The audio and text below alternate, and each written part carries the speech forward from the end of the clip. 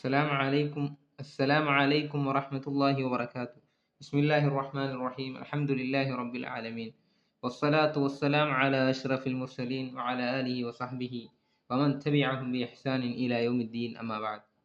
പ്രിയപ്പെട്ട ശ്രോതാക്കളെ, പരിശുദ്ധ ഖുർആൻ പഠിക്കുന്ന വിദ്യാർത്ഥി, ഖുർആൻ ഹിഫ്ള് പഠിക്കാൻ ആഗ്രഹിക്കുന്ന, ഖുർആൻ പൂർണ്ണമായി ഹൃദിസ്ഥമാക്കാൻ താല്പര്യപ്പെടുന്ന വിദ്യാർത്ഥികൾ ശ്രദ്ധിക്കേണ്ട കാര്യങ്ങളെക്കുറിച്ചാണ് ഇന്ന് നമ്മൾ ചർച്ച ചെയ്യുന്നത്. ലോകത്ത് ഏറ്റവും കൂടുതൽ മനഃപ്പാഠമാക്കപ്പെടുന്ന ഒരു ഗ്രന്ഥം ഖുർആനാണ്.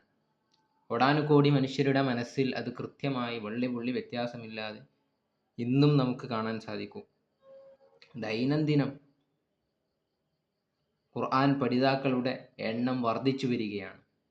എന്നാൽ പലപ്പോഴും പലരും ഖുർആൻ പഠിക്കാൻ ആരംഭിക്കുമ്പോൾ കൃത്യമായി തങ്ങളുടെ ലക്ഷ്യം പൂർത്തീകരിക്കാൻ കഴിയാതെ ഇടയിൽ നിന്ന് അതല്ലെങ്കിൽ മറ്റു ബുദ്ധിമുട്ടുകൾ നേരിടുന്ന പ്രശ്നങ്ങളുള്ള ആളുകളുണ്ട്. അവർക്കെല്ലാവർക്കും പരിഹാരമെന്നോണം ചില പ്രധാനപ്പെട്ട കാര്യങ്ങളാണ് ഇന്ന് നമ്മൾ സംസാരിക്കുന്നത്. ഖുർആൻ പഠിക്കുന്ന ഹാഫിളുകൾ പ്രത്യേകം ശ്രദ്ധിക്കേണ്ട കാര്യങ്ങൾ. ആദ്യമായിട്ട് ഇതിന് വേണ്ടത് നല്ല മനസ്സ് വേണം. സിദുഖു ത്വലബ് എന്നാണ് പറയുക. അതായത് എനിക്ക് ഖുർആൻ പഠിക്കണമെന്ന ശക്തമായ ആഗ്രഹമാണ് വേണ്ടത്. അങ്ങനെ ഒരാൾക്ക് ശക്തമായ ആഗ്രഹമുണ്ടെങ്കിൽ അല്ലാഹു സുബ്ഹാനഹു വ തആല അവൻ്റെ ലക്ഷ്യം പൂവണിക്കുക തന്നെ ചെയ്യും. അതിനു വേണ്ടി നാം ചെയ്യേണ്ട രണ്ടാമത്തെ കാര്യമാണ് പരിശുദ്ധ ഖുർആൻ പഠിക്കാൻ അല്ലെങ്കിൽ ഹിഫ്ള് ലഭിക്കാൻ എളുപ്പമാവാൻ ധാരാളമായി റബ്ബിനോട് ദുആ ചെയ്യണം. ദുആ ആണ് മുഅ്മിനിൻ്റെ സിലാഹ് എന്ന് നമ്മൾ പഠിച്ചിട്ടുണ്ട്. അതുകൊണ്ട് തന്നെ നാം എപ്പോഴും ഖുർആനിൻ്റെ പഠനത്തിൽ ബറക്കത്ത് ലഭിക്കാൻ, നല്ല ഹിഫ്ള് ലഭിക്കാൻ, ഇൽമ് ലഭിക്കാൻ നമ്മൾ ദുആ ചെയ്യണം. ഒരുപാട് ദുആകൾ ഖുർആനിൽ തന്നെ വന്നിട്ടുണ്ട്. റബ്ബി സിദ്നി ഇൽമ എന്ന സൂറത്തു ത്വാഹയിലും റബ്ബന അലൈക തവക്കൽന വ ഇലൈക അനബ്ന വ ഇലൈക്കൽ മസീർ എന്ന് സൂറത്തുൽ മുംതഹിനയിലും റബ്ബി ഇശ്റഹ് ലി സ്വദ്രി വയസ്സിർ ലി അംരി വഹ്ലുൽ ഉഖ്ദത മിൻ ലിസാനി യഫ്ഖഹു ഖൗലി എന്ന് മൂസാ നബി അലൈഹിസ്സലാം പറഞ്ഞ ദുആവും തുടങ്ങി ഒരുപാട് ദുആകൾ ഖുർആനിൽ നിന്ന് തന്നെ നമുക്ക് വായിക്കാൻ കഴിയും. ഇരിക്കട്ടെ, നമുക്ക് സാധ്യമാകുന്ന ദുആ ഏതാണോ, മലയാളത്തിൽ ദുആ ചെയ്യുകയാണെങ്കിൽ അങ്ങനെ റബ്ബിനോട് എൻ്റെ ആഗ്രഹം കഠിനമായി ഞാൻ മനസ്സിൽ കൊണ്ട് നടക്കുന്ന വലിയൊരു ലക്ഷ്യം പൂവണിയാൻ അള്ളാഹുവിനോട് ഏത് സമയത്തും നമ്മൾ പറഞ്ഞുകൊണ്ടേയിരിക്കുക, പ്രാർത്ഥിച്ചുകൊണ്ടേയിരിക്കുക എന്നത് വിശ്വാസിയുടെ കടമയാണ്. മുത്ത റസൂലുള്ളാഹി തങ്ങൾ തന്നെ പല ദുആകൾ പഠിപ്പിച്ചിട്ടുണ്ട്. അല്ലാഹുമ്മ ഹ്ദിനി വസദ്ദിദ്നി അല്ലാഹുമ്മ മുസർരിഫൽ ഖുലൂബി സർരിഫ് ഖുലൂബന അലാ ത്വാഅതിക് റബ്ബി അഇന്നി വലാ തുഇൻ അലയ്യ വൻസുർനി വലാ തൻസുർ അലയ്യ വംകുർ ലി വലാ തംകുർ അലയ്യ വഹ്ദിനി വയസ്സിരിൽ ഹുദാ ലി വൻസുർനി അലാ മൻ ബഗാ അലയ്യ റബ്ബി ജഅൽനി ലക ശക്കാറാ ലക ദക്കാറാ ലക വർഹാബ ലക മിത്വഅ ലക മുഖ്ബിത ഇലൈക അവ്വാഹ മുനീബ ربي تقبل توبتي واغسل حوبتي وأجب دعوتي وثبت حجتي وسدد لساني واهد قلبي واسلل سخيمة صدري തുടങ്ങി ഒരുപാട് ദുആകൾ റസൂലുള്ളാഹി തങ്ങൾ പ്രാർത്ഥിക്കാറുള്ളതായിട്ട് ഹദീസുകളിൽ മറ്റും കാണാൻ സാധിക്കും. اللهم إني أعوذ بك من العجز والكسل والجبن والبخل والهرم وعذاب القبر اللهم آت نفسي تقواها وزكها أنت خير من زكاها أنت وليها ومولاها اللهم إني أعوذ بك من علم لا ينفع ومن قلب لا يخشع ومن نفس لا تشبع ومن دعوة لا يستجاب لها തുടങ്ങി ഒരുപാട് ഹദീസുകളിൽ നമുക്ക് കാണാം. സാധ്യമാകുന്ന ദുആകൾ എല്ലാവരും എപ്പോഴും ദുആ ചെയ്തുകൊണ്ടിരിക്കണം. മൂന്നാമതായിട്ട് ലുസൂമു ത്വാഅതി വതർക്കിൽ മഅസിയ, ദോഷങ്ങൾ ഒരിക്കലും ചെയ്യാൻ പാടില്ല. ഖുർആനുമായി ബന്ധപ്പെടുന്ന ഒരു വിദ്യാർത്ഥി അല്ലെങ്കിൽ ഒരു ഹാഫിള്, ഖുർആനിൻ്റെ അഹ്ലുകാരാവാൻ ആഗ്രഹിക്കുന്ന ഒരു മുഅ്മിൻ ഒരിക്കലും ദോഷങ്ങൾ ഒരിക്കലും ചെയ്യാൻ പാടില്ല. അതിനു പുറമെ നന്മകളിൽ അവൻ്റെ ജീവിതം മുഴുസമയവും അവൻ ചിലവഴിക്കണം. അപ്പം തിന്മകളില്ലാത്ത ശുദ്ധ ജീവിതം അവൻ്റെ ജീവിതത്തിൽ, അവൻ്റെ ലൈഫ് ആ രൂപത്തിൽ അവൻ സെറ്റിൽ ചെയ്യുമ്പോഴാണ് ഒരു മനുഷ്യന് കൃത്യമായ ഹിഫ്ള് നിലനിർത്താനും അത് പഠിച്ചു പൂർത്തിയാക്കാനും സാധിക്കുക. അതുകൊണ്ട് തന്നെ നമ്മൾ ശ്രദ്ധിക്കണം.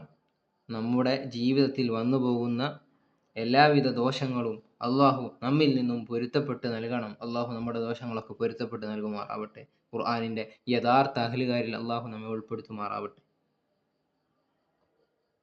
പരിചയമുള്ള ഇമാം ഷാഫി റളിയല്ലാഹു അൻഹു പാടിയ പാട്ട് ഈ സന്ദർഭത്തിൽ ഞാൻ പാടാൻ ആഗ്രഹിക്കുകയാണ്. ഷകൗതു ഇലാ വക്കീഅൻ സുഅ ഹിഫ്ളി ഫഅർശദനി ഇലാ തർക്കിൽ മആസി വഖാല ഇന്ന നൂറല്ലാഹി ഫളലുൻ വഫളലുല്ലാഹി ലാ യഹ്ദി ലിആസിൻ. ഏതായാലും പല രൂപത്തിലും ഈ ഒരു ബൈത്ത് റിപ്പോർട്ട് ചെയ്യപ്പെട്ടിട്ടുണ്ടെങ്കിലും ദോഷികൾക്ക് അവൻ്റെ നൂറാകുന്ന ഇൽമ് ലഭിക്കുകയില്ല എന്നാണ് ഈ ബൈത്തിൻ്റെ സാരം. അതുകൊണ്ട് തന്നെ നമ്മൾ ഒരിക്കലും നമ്മൾ തെറ്റുകൾ ചെയ്യാൻ പാടില്ല, ദോഷികളായി തീരാൻ പാടില്ല. അതുകൊണ്ട് നമ്മൾ നമ്മുടെ ദോഷങ്ങളെ തൊട്ട് എപ്പോഴും ശ്രദ്ധിക്കണം.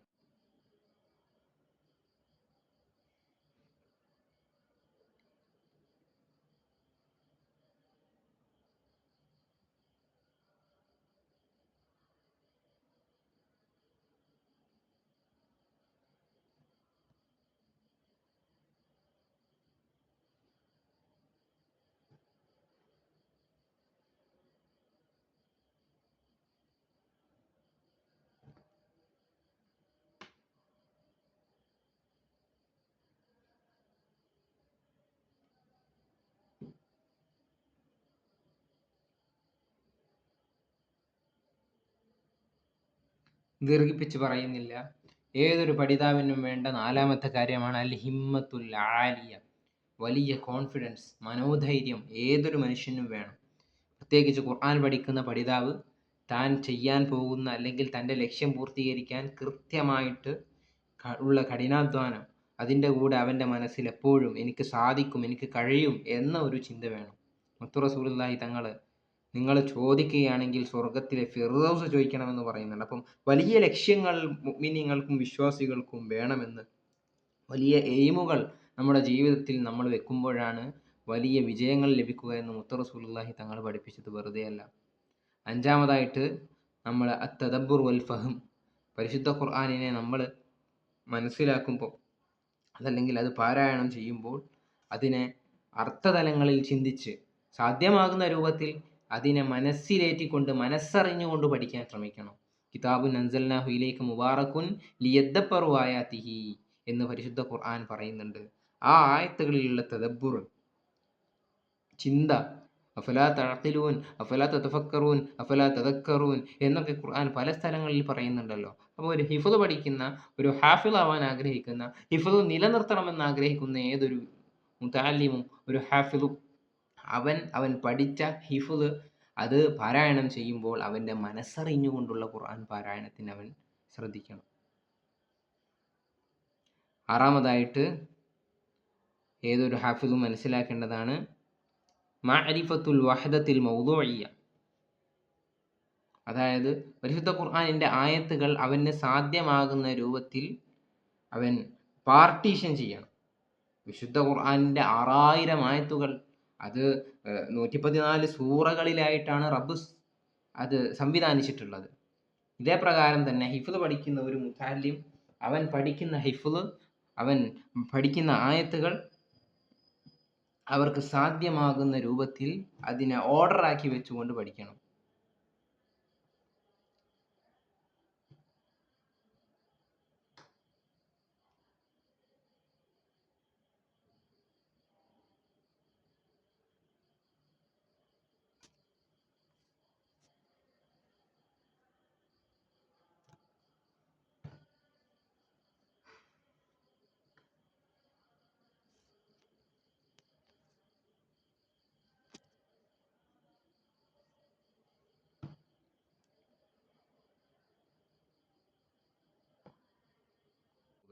അതുകൊണ്ട് ഹിഫ്ള് പഠിക്കുന്ന ഏതൊരു വിദ്യാർത്ഥിയും ഈ ഒരു കാര്യം ശ്രദ്ധിക്കണം. 8ാമതായിട്ട് നല്ല ഒരു ഹാഫിളാവണമെങ്കിൽ ഏതൊരു സൂറത്തിൻ്റെയും തുടക്കം അതിൻ്റെ അവസാനവുമായിട്ട് ബന്ധിപ്പിക്കണം. എന്ന് പറഞ്ഞാൽ ലാ യംബഗി ലിൽ ഹാഫിളി അൻ യൻതഖില ഇലാ സൂറത്തിൻ ഉഖ്റ ഇല്ലാ ബഅദ ഇത്മാമി ഹിഫ്ളിഹാ തമാമൻ. അതായത് ഒരു സൂറത്ത് പൂർണ്ണമായി പഠിച്ചതിന് ശേഷം മാത്രമേ അടുത്ത സൂറത്ത് തുടങ്ങാൻ പാടുള്ളൂ. അവൻ്റെ ഹിഫ്ള് ഏതുപോലെയാവണം? കൽ മായി, വെള്ളം പോലെ ഹിഫ്ളാക്കണം. അങ്ങനെ ഹിഫ്ളാക്കുമ്പോഴാണ് പിന്നീട് മറന്നു പോവാത്ത രൂപത്തിൽ അവൻ്റെ മനസ്സിൽ അത് ഉറച്ചു നിൽക്കുക. അതുകൊണ്ട് തന്നെ ഈ കാര്യം നമ്മൾ പ്രത്യേകം ശ്രദ്ധിക്കണം. 9ാമായിട്ട് അത്തക്റാറു മഅ ഹുസ്നി സൗത്ത്, നല്ല ശബ്ദത്തിൽ നല്ല ശബ്ദത്തിൽ നല്ല രൂപത്തിൽ ഖുർആൻ പഠിക്കണം. നല്ല ഖുർആൻ പഠിച്ച് അത് തക്റാറ് നടത്തണം, ആവർത്തനം നടത്തണം. ആവർത്തനം നടത്തുമ്പോൾ വളരെ വലിയ സ്പീഡിലും അതേപോലെ തന്നെ വേഗതയിലും ഖുർആൻ ഓതിയാൽ അവൻ്റെ ഹിഫ്ളിൽ മുത്തഖിനായ ഹാഫിളാവൂല. അപ്പോൾ കൃത്യമായിട്ടുള്ള ഒരു ഹാഫിളായി തീരണമെങ്കിൽ അവൻ്റെ ഖുർആൻ പാരായണം വളരെ സാവകാശം എളുപ്പത്തിൽ പൂർത്തിയാക്കാൻ അവൻ ശ്രദ്ധിക്കണം. അത്തക്റാറു മാ ഹുസ്നി സൗത്ത്, നല്ല ശബ്ദത്തിൽ ഖുർആൻ പാരായണം ചെയ്യാൻ അവൻ ശ്രദ്ധിക്കണം. വളരെ വേഗതയിൽ ഓതി പഠിച്ചാൽ പിന്നീട് പതുക്കെ ഒതുങ്ങുമ്പോൾ തെറ്റിപ്പോകാനും മാറിപ്പോകാനും ഒക്കെയുള്ള സാധ്യതകളുണ്ട്. അതുകൊണ്ട് തന്നെ ശബ്ദം ഉയർത്തി നമ്മൾ ഓതണം. പതുക്കെ ഓതിയാൽ അതൊരു പക്ഷേ അവന് ഉപകാരം ചെയ്തു കൊള്ളണമെന്നില്ല. നല്ല ശബ്ദത്തിൽ ഖുർആൻ ആവർത്തിക്കണം. 10ാമതായിട്ട് അൽ ഖിറാഅത്തു ബിദൂനി തകല്ലുഫിൻ എന്ന് പറയും. എന്ന് പറഞ്ഞാൽ പരിശുദ്ധ ഖുർആനിനെ പാരായണം ചെയ്യുമ്പോൾ അതിലൊരു തകല്ലുഫ് നമ്മൾ കാണിക്കരുത്. വളരെ സിമ്പിളായിട്ട് ഖുർആൻ പാരായണം ചെയ്ത് നമ്മൾ അത് പൂർത്തിയാക്കണം. അതായത് ഉമ്മി ആബിദിൻ്റെ ഖിറാഅത്ത്, അതായത് അബ്ദുല്ലാഹി ബിൻ മസ്ഊദ് ഖുർആൻ പാരായണം ചെയ്യുന്നത് പോലെ നിങ്ങൾ പാരായണം ചെയ്യണം എന്ന് പറയുന്നുണ്ട്.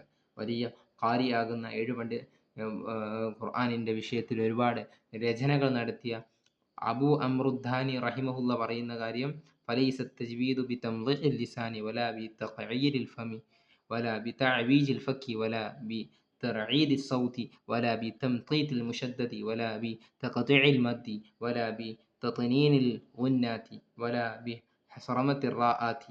മറിച്ച് എന്താണ്? ബൽ അൽ ഖിറാഅത്തു സഹ്ല, സിമ്പിളായിട്ട്, അൽ ഉദ്ബ വളരെ നല്ല, മധുരമൂറുന്ന, അൽ ഹുലുവത്തുൽ ലതീഫ മൃദുലമായ, അല്ലത്തി ലാ മദ്ഗ ഫീഹ അതിൽ യാതൊരുവിധ കാഠിന്യമോ പ്രയാസമോ മശക്കത്തോ ഇല്ലാത്ത, വല ലൗക വല തഅസ്സുഫ അതെന്നെ ബുദ്ധിമുട്ടില്ലാത്ത അല്ലെങ്കിൽ വല്ലാതെ പ്രയാസപ്പെടാത്ത വളരെ സിമ്പിളായിട്ടുള്ള ഖുർആൻ പാരായണമാണ്. അങ്ങനെ നമ്മൾ പാരായണം ചെയ്യുമ്പോഴാണ് നമ്മുടെ ഖിറാഅത്തിന് അതുകൊണ്ട് വലിയ പുരോഗതി ഉണ്ടാവുക. 11ാമത്തത്, ഏതൊരു ഹാഫിളും ഹിഫ്ള് പഠിക്കാൻ പോകുമ്പം നല്ല ഒരു ഉസ്താദിനെ, ഇഖ്തിയാറു ഷെയ്ഖ്, നല്ല ഒരു ഉസ്താദിനെ, ഒരുപാട് ഹാഫിളുകൾ പഠിപ്പിച്ച കഴിയുമെങ്കിൽ ഹാഫിള് തന്നെയായ നല്ല പാരായണം കൊണ്ടും അതേപോലെ തന്നെ പഠിപ്പിക്കാനും ഖുർആനുമായിട്ടും അഭേദ്യബദ്ധമുള്ള ഒരു ഉസ്താദിനെ തിരഞ്ഞെടുക്കുക എന്നുള്ളത് വളരെ പ്രധാനപ്പെട്ടതാണ്. പലപ്പോഴും ഉസ്താദുമാരുടെ പങ്ക് ഹിഫ്ളിൽ വളരെ പ്രധാനപ്പെട്ടതാണ്. ഉസ്താദുമാരുടെ ശ്രദ്ധയും അവരുടെ തർബിയത്തും വളരെ കൃത്യമായി പൂർണ്ണമായി ലഭിക്കുമ്പോൾ മാത്രമാണ് ഒരു വിദ്യാർത്ഥിക്ക് കൃത്യമായി ഖുർആൻ പൂർണ്ണമായി വിജയകരമായി ഹിഫ്ള് പൂർത്തീകരിക്കാൻ കഴിയുകയുള്ളൂ. അതുകൊണ്ട് ഉസ്താദുമാരെ തിരഞ്ഞെടുക്കുമ്പോൾ എൻ്റെ ഹിഫ്ളിന് കോട്ടം തട്ടാത്ത അല്ലെങ്കിൽ എൻ്റെ ലക്ഷ്യം പൂവണിയുന്ന രൂപത്തിലുള്ള ഒരു ഉസ്താദിനെ ആവണം നമ്മൾ തിരഞ്ഞെടുക്കുന്നത്. അള്ളാഹു ഖുർആനുമായി ബന്ധപ്പെടുന്ന ഉസ്താദുമാർക്ക്, ഹുഫാദുകൾക്ക്, മുതഹഫിളുകൾക്ക് അള്ളാഹു വലിയ സവാബ് നൽകുമാറാവട്ടെ. ദീനിൻ്റെ വലിയ ഖിദ്മയിൽ അവരുടെ ആ ഒരു സഈകൾ അള്ളാഹു സ്വീകരിക്കുമാറാവട്ടെ. 12ാമത്തെ കാര്യം, ഇഖ്തിയാറുൽ വഖ്തിൽ മുനാസിബ്, പഠിക്കാൻ പറ്റുന്ന നല്ല ഉണർവുള്ള ഉന്മേഷമുള്ള സമയം നമ്മൾ കണ്ടെത്തണം. ആ സമയത്ത് നമ്മൾ പഠനത്തിന് വേണ്ടി മാറ്റിവെക്കണം. അപ്പോൾ നമ്മൾ സമയങ്ങളെ ടൈം ടേബിൾ ചെയ്തുകൊണ്ട് ഏറ്റവും കൂടുതൽ പഠിക്കാൻ നമുക്ക് നല്ല കോൺസെൻട്രേഷൻ ലഭിക്കുന്ന, അതേപോലെ തന്നെ നല്ല ഏകാഗ്രത ലഭിക്കുന്ന സമയത്തേക്ക് നമ്മൾ ഖുർആൻ പഠിക്കാൻ വേണ്ടി സമയത്തെ മാറ്റി വെക്കണം. അതേപോലെ തന്നെ 12ാമത്തതാണ് ഇഖ്തിനാമു സിന്നിൽ ഹിഫ്ള്, ഖുർആൻ പഠിക്കുന്നതിന് വയസ്സ് വളരെ പ്രധാനപ്പെട്ടതാണ്. അതായത് പ്രത്യേകിച്ച് ചെറുപ്രായത്തിൽ, അതായത് 5 മുതൽ 13 വരെയുള്ള വയസ്സിൽ മനുഷ്യൻ്റെ ബുദ്ധി, ഓർമ്മശക്തി ആ സമയത്ത് പഠിക്കുന്നത് കല്ലിൽ കൊത്തിവെച്ചതുപോലെ ഉണ്ടാകും. അതുകൊണ്ട് സമയം, നമ്മൾ പഠിക്കാൻ നമ്മൾ ഉദ്ദേശിക്കുന്ന പ്രായം അതൊരു വളരെ വലിയ പ്രധാനപ്പെട്ട ഘടകമാണ്. അതുകൊണ്ട് നമ്മളൊക്കെ ഖുർആൻ പഠിക്കുമ്പം നമ്മുടെ സമയങ്ങൾ, അതേപോലെ തന്നെ ബുദ്ധി, അത് ഇതിൻ്റെയൊക്കെ വികാസം എത്രത്തോളം ഉണ്ട് എന്ന് നമ്മൾ മനസ്സിലാക്കണം. അപ്പോൾ പരമാവധി ചെറിയ പ്രായത്തിൽ തന്നെ ഹിഫ്ളാക്കുകയാണെങ്കിൽ അത് അവൻ്റെ ജീവിതത്തിൽ എന്നും ഉണ്ടാകും.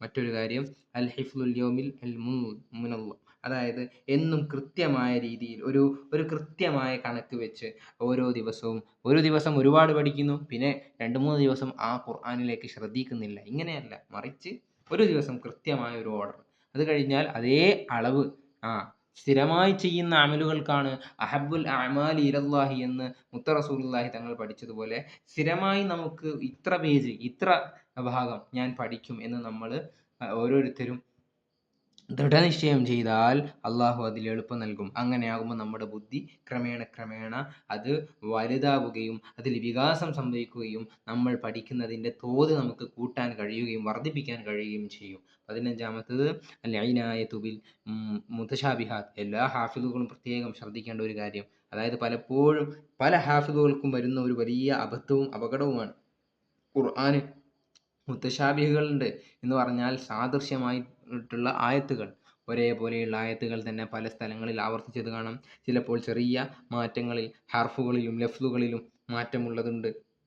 ഏതായാലും ഇത്തരം മുത്തശാബിഹായ ആയാത്തുകൾ ഖുർആനിൽ ഒരുപാടുള്ളത് കൊണ്ട് തന്നെ പഠിക്കുന്ന ഹാഫിള് മുത്തശാബിഹാത്തുകളെ പ്രത്യേകം നോട്ട് ചെയ്ത് പറ്റുമെങ്കിൽ എഴുതി വെച്ച് അത് എവിടെയാണെന്ന് കണ്ടെത്തി ആ മുത്തശാബിഹാത്തുകൾ എവിടെയാണെന്ന് കൃത്യപ്പെടുത്തി അവൻ്റെ മനസ്സിൽ അത് ഉറപ്പിച്ചു വെച്ച് മുത്തശാബിഹാത്തുകളിലുള്ള മാറ്റങ്ങൾ എന്താണെന്ന് കൃത്യമായി കണ്ടു മനസ്സിലാക്കിയിട്ട് പഠിക്കണം എന്നതൊരു പ്രധാനപ്പെട്ട കാര്യമാണ്.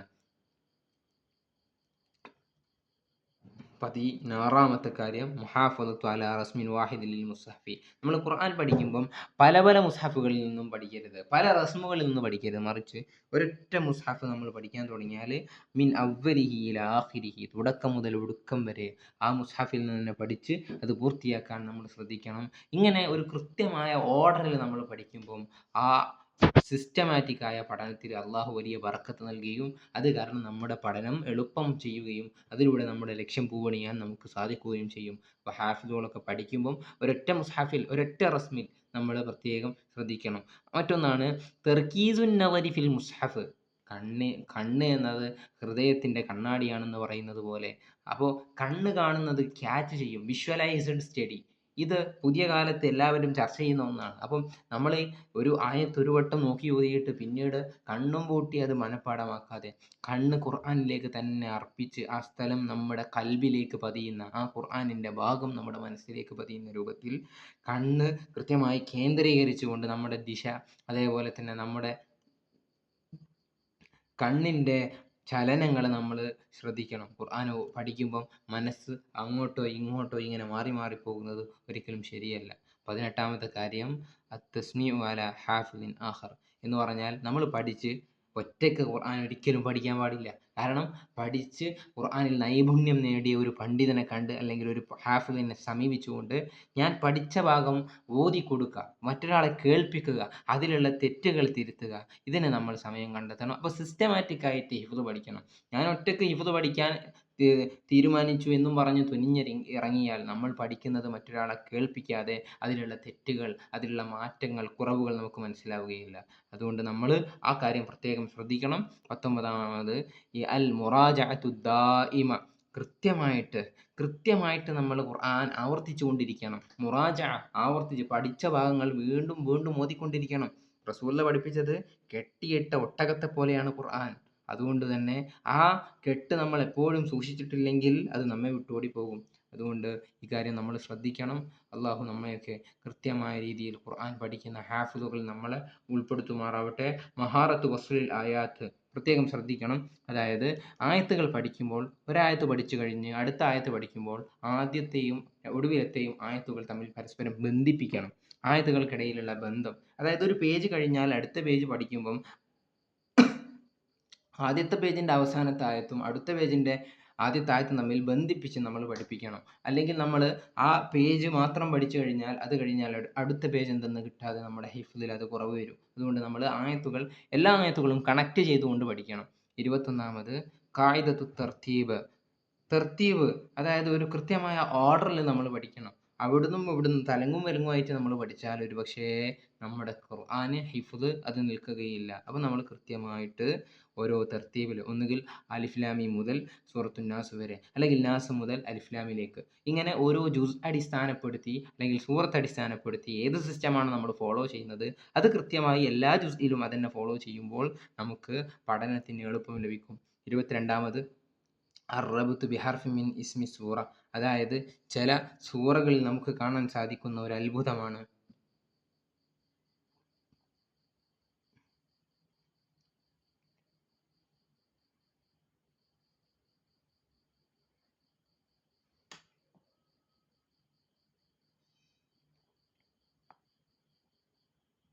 പരിശുദ്ധ ഖുർആൻ ചില സ്ഥലങ്ങളിൽ മുത്തശാബിഹാത്തുകൾ ഒരുപാട് വന്നിട്ടുണ്ട്. അത്തരം സ്ഥലങ്ങളിൽ നമ്മൾ ഓരോ സൂറത്തിൻ്റെയും മുത്തശാബിഹത്തുകൾ ആ സൂറത്തിൻ്റെ പേരുമായി കണക്ട് ചെയ്താൽ നമുക്ക് എളുപ്പം ചെയ്യും.